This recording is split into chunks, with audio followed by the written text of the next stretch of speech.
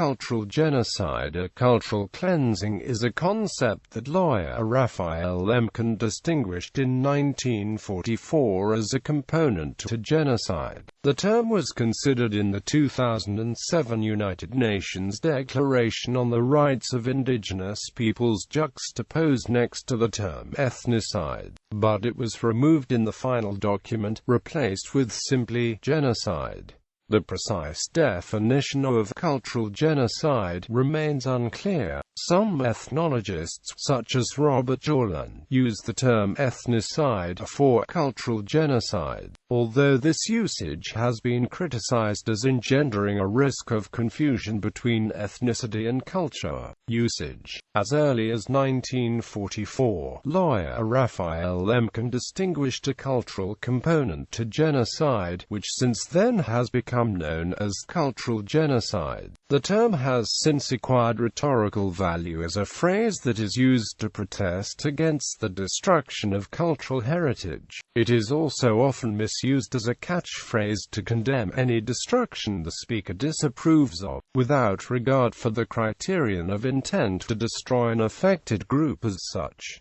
Proposed usage. The drafters of the 1948 Genocide Convention considered the use of the term, but dropped it from the consideration. The legal definition of genocide is unspecific about the exact way in which genocide is committed, only stating that it is destruction with the intent to destroy a racial, religious, ethnic or national group as such. Article 7 of a 1994 draft of the United Nations Declaration on the Rights of Indigenous Peoples used the phrase cultural genocide, but did not define what it meant. The complete article in the draft read as follows: Indigenous peoples have the collective and individual right not to be subjected to ethnocide and cultural genocide, including prevention of and redress for any action which has the aim or effect of depriving them of their integrity as distinct peoples, or of the cultural values or ethnic identities, any action which has the aim or effect of dispossessing them of the lands, territories or resources, any form of population transfer which has the aim or effect of violating or undermining any of the rights, any form of assimilation or integration by other cultures or ways of life imposed on them by legislative, administrative or other measures, any form of propaganda directed against them. This wording only appeared in a draft. The United Nations Declaration on the Rights of Indigenous Peoples was adopted by the United Nations General Assembly during its 62nd session at UN headquarters in New York City on 13 September 2007, but only mentions genocide or any other act of violence in Article 7. The concept of ethnocide and cultural genocide was removed in the version adopted by the General Assembly, but the sub-points noted above from the draft were retained in Article 8 that speaks to the right not to be subject to forced assimilation. In practice,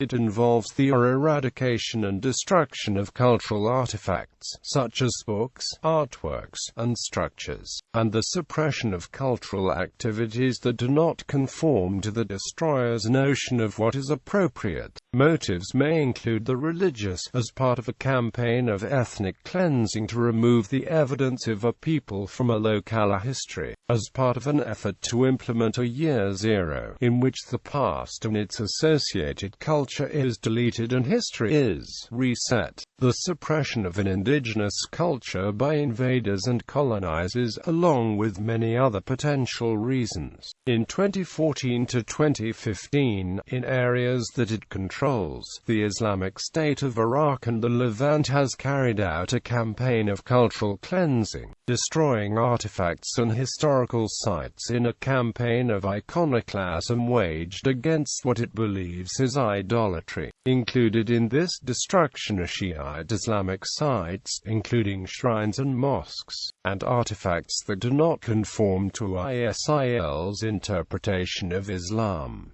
Examples of the term's usage. The term has been used to describe the destruction of cultural heritage in connection with various events. The persecution of Baha'is in Iran as a case of religious persecution has been called a cultural genocide by some scholars, in reference to the Axis powers' policies towards some nations in World War II. In 2007, a Canadian Member of Parliament criticized the Ministry of Indian Affairs' destruction of documents regarding the treatment of First Nations members as cultural genocide. The destruction by Azerbaijan of thousands of medieval Armenian gravestones at Tov Cemetery in Julfa, and Azerbaijan's subsequent denial that the site had ever existed, has been written about as being an example of cultural genocide by some scholars. Branch of the Japan Society for the Promotion of Science. The German occupation of Poland and the Japanese occupation of Korea have been mentioned as cases of cultural genocide. In 1989, Robert Badinter, a French criminal lawyer known for his stance against the death penalty, used the term cultural genocide on a television show to describe what he said was the disappearance of Tibetan culture in the presence of the 14th Dalai Lama. The Dalai Lama would later use the term himself in 1993 and again in 2008. Historian Jean Brownfield cited the 1638 Treaty of Hartford as a clear and explicit historical example of a cultural genocide, in which the Peko language and name were outlawed and there was a clearly stated intention that this cultural entity would simply cease to exist.